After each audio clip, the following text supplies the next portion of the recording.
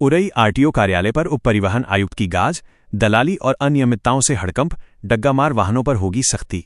झांसी परिक्षेत्र के उप परिवहन आयुक्त डीटीसी केडी गौर के उरई स्थित उप संभागीय परिवहन एआरटीओ कार्यालय के औचक निरीक्षण ने कार्यालय में व्याप्त गहरे भ्रष्टाचार, मनमानी और सड़कों पर बेलगाम दौड़ रहे डग्गामार वाहनों की मनमानी को उजागर कर दिया।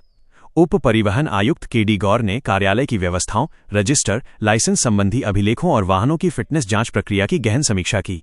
इस दौरान मिली गंभीर अनियमितताओं पर उन्होंने तत्काल सुधार के सख्त निर्देश दिए, जिसके बाद पूरे विभाग में हड़कंप मच गया। उप परिवहन आयुक्त केडी गौर ने बुंदेलखंड क्षेत्र में लगातार बढ़ रही सड़क दुर्घटनाओं पर गहरी चिंता व्यक्त की।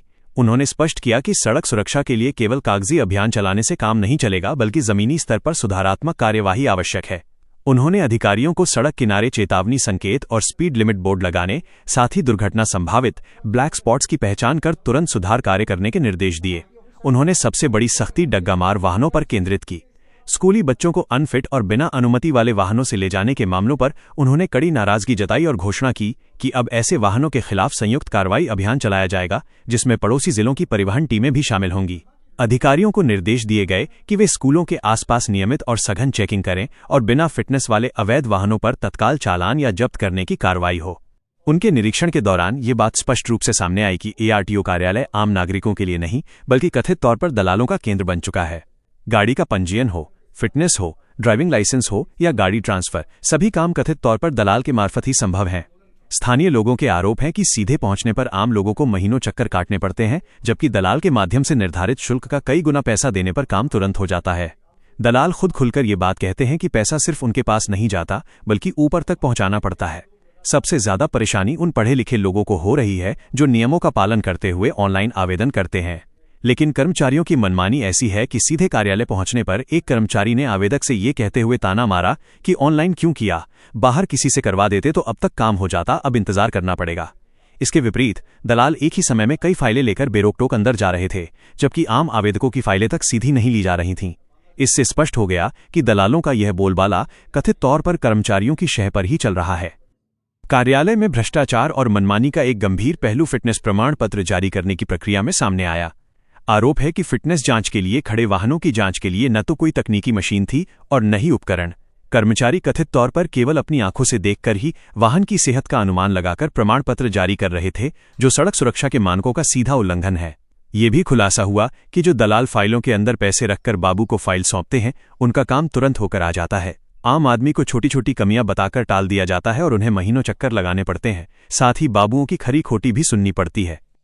दलाली के इस कथित खेल में आम आदमी से हो रही वसूली सरकारी दरों और दलाल द्वारा वसूले जा रहे अवैध शुल्क के बीच के बड़े अंतर से साफ होती है। नवीन पंजीयन पर छोटे वाहनों के लिए सरकारी शुल्क जहां 600 रुपये है, वहीं दलाल कथित तौर पर 2500 रुपये से 3000 रुपये तक वसूलते हैं।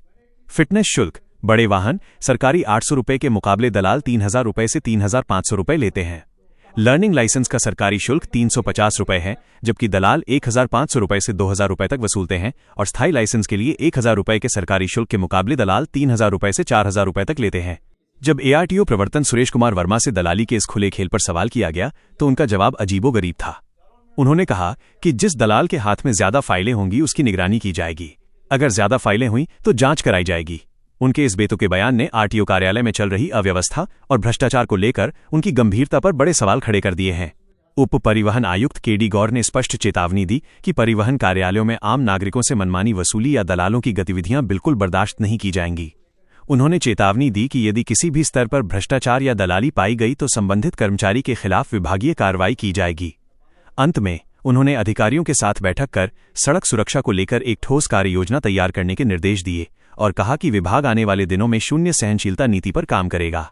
इस दौरान संभागीय परिवहन अधिकारी प्रशासन सुरेश कुमार वर्मा, एआरटीओ प्रवर्तन राजेश कुमार वर्मा और यात्री कर अधिकारी विनय कुमार पांडे सहित अन्य अधिकारी मौजूद रहे। जालौन में आपको क्या लगता है कि क्या प्रतिशत होगा हेलमेट पहनने वालों? 1% है सर। ठीक है, 2%। ये दुखद है और मेरा जो सबसे पहला संकल्प है वो राजस्व और प्रवर्तन दूसरे नंबर की चीज़ है, रोड सेफ्टी सबसे पहले है। तो बुंदेलखंड के 7 जिले मेरे पास रहेंगे, इन 7 जिलों में मैं प्रयास करूंगा कि रोड सेफ्टी का एक जन आंदोलन कराऊं, क्योंकि हर मौत जो है वो निश्चित रूप से हम लोगों को, देखिए हम लोग सरकारी काम करते हैं और काम करते करते अपनी काम से प्रतिबद्धता आदमी को हो जाती है, अपने काम से मोह हो जाता है। जब हम पाते हैं कि लोग लगातार मर सर आज जालौन आए हैं, जालौन आने का क्या उद्देश्य रहा है, क्या दिशा निर्देश दिए हैं? जालौन में इसलिए आया हूं कि अभी भी मैंने उप परिवहन आयुक्त परिक्षेत्र झांसी का पदभार ग्रहण किया है पिछले हफ्ते। तो चूंकि मेरे बुंदेलखंड के परिक्षेत्र के जिलों में से जालौन भी है, तो आज मैं जालौन के कार्यालय का निरीक्षण करने अपने अधिकारियों से बातचीत करने आया था। और यह भी इनको निर्देश देने आया था कि सड़क दुर्घटनाओं को लेकर के थोड़ा एक अवेयरनेस की जरूरत है। बुंदेलखंड क्षेत्र में सड़क दुर्घटनाओं पे, सड़क सुरक्षा पे काम करने की जरूरत है। तो एक सेंसिटाइजेशन हो जाएगा और धीरे धीरे करके आगे हम लोग जो है समाज के विभिन्न तबकों से भी बात करेंगे। आप सबका भी सहयोग लेंगे और जितने भी लोग हैं उनको हम इस पर अवेयर करेंगे कि सड़क सुरक्षा को लेकर के थोड़ा सा अवेयर हो जाएं। हमें जानें बचानी है, दुर्घटनाएं कम करनी है। हमारे माननीय मुख्यमंत्री जी का भी लक्ष्य यही है कि कम से कम 50% का लक्ष्य हमारा कम करने का दुर्घटनाएं, और उस संकल्प लेकर चल रहे हैं हम लोग। जिले में लगातार ओवरलोडिंग चल रही है, लेकिन परिवहन विभाग के स्थानीय अधिकारी कोई कार्रवाई नहीं करते, जबकि वीडियो वायरल होने के बाद अधिकारी कार्रवाई करते हैं। इस मामले में क्या कहना? इस संदर्भ में मेरे संज्ञान में जैसी भी कोई चीजें आएंगी या जैसे भी आपने जिक्र किया, तो इस पर कड़ी कार्रवाई होगी। मैं समीक्षा करूंगा इसकी और ये इंश्योर करूंगा कि इस तरह की घटनाएं न हो। पूरे जिले में डग्गामार वाहनों और ऑटो से स्कूली बच्चों को ले जाया जाता है, जबकि वाहनों में कई बच्चे कई हादसों के शिकार हो गए हैं, लेकिन परिवहन विभाग इस पर कोई कड़ी कार्रवाई क्यों नहीं करता? देखिए, मैं अभी आपको मैं बताना चाह रहा हूं कि ये भी एक्चुअल में सड़क सुरक्षा का ही एक विंग है कि हमें स्कूली बच्चों का सुरक्षित परिवहन करना है और मानक के अनुसार जो वाहन है वही चले। तो अगर स्कूली बच्चों को ऐसे वाहनों से ले जाया जा रहा है जो अनुमन्य नहीं है, तो उस पर सख्ती से कार्रवाई होगी और आवश्यकता होगी तो दूसरे जनपदों के भी अधिकारियों को लगा करके और ज्वाइंट एफर्ट के साथ इसमें काम किया जाएगा। खासतौर पर उरई में शताब्दी बसों में सवारियों के अलावा भारी मात्रा में सामान ढोया जा रहा है, लेकिन विभाग इन पर कोई एक्शन नहीं लेता। देखिए, मैं आपको स्पष्ट करना चाहता हूं कि किसी भी बस में सामान ले जाया जाना, सामान की मात्रा क्या है, सामान का प्रकार क्या है, ये परिवहन विभाग से सीधा ताल्लुक नहीं रखता है। वो माल चोरी का हो सकता है, वो जीएसटी का काम है, वो देखना। हम केवल ये देखते हैं कि कोई भी गाड़ी यात्री वाहन है उस पर पैसेंजर ओवरलोड ना हो और हर पैसेंजर के साथ कितना सामान अनुमन्य है उससे अधिक ना हो।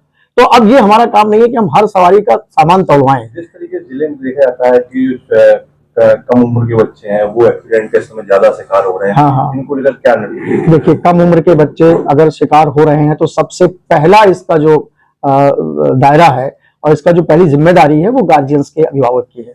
अब जबकि ये नियमित बन गया है कि अगर कोई नाबालिग बच्चा वाहन चला रहा है बिना डीएल के, तो उसके पिता को भी सजा है, उसको भी जेल है।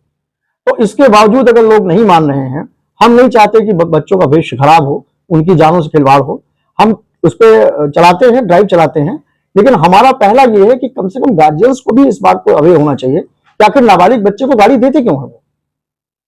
ये भी तो एक बड़ी वजह है। सरकारी संसाधन से हम लोग अपनी मशीनरी से उसका डिटेन करेंगे उसको, लेकिन हम लोग कितना कर सकते हैं? तो हम इसको अवेयरनेस के लेवल पे ले जाएंगे, लोगों को काउंसिल करेंगे, लोगों को समझाएंगे और प्रवर्तन कार्रवाई की सख्ती भी सड़क प्रभारी जारी रहेगी। जरूरी सूचना कृपया ध्यान से सुने। अगर आपको हमारा काम, हमारी मेहनत, हमारी पत्रकारिता अच्छी लगती हो तो कृपया वीडियो को लाइक और शेयर करें। अगर आप ये समाचार फेसबुक या इंस्टाग्राम पर देख रहे हैं तो हमें फॉलो जरूर करें और यूट्यूब पर देख रहे हैं तो चैनल को सब्सक्राइब करें। आप हमारे व्हाट्सएप चैनल से भी जुड़ सकते हैं। आप हमारे व्हाट्सएप नंबर 9795212081 पर हाई या हेलो लिखकर मैसेज करें। मैसेज करते ही आपको चैनल लिंक मिल जाएगी, उसे क्लिक करके चैनल को फॉलो करें। आपको बता दें, व्हाट्सएप चैनल पर किसी को भी किसी का नंबर नहीं दिखता है, चैनल ऑनर को भी नहीं। तो सबसे फास्ट और लेटेस्ट अपडेट पाने के लिए तुरंत हमारे व्हाट्सएप चैनल को ज्वाइन करें।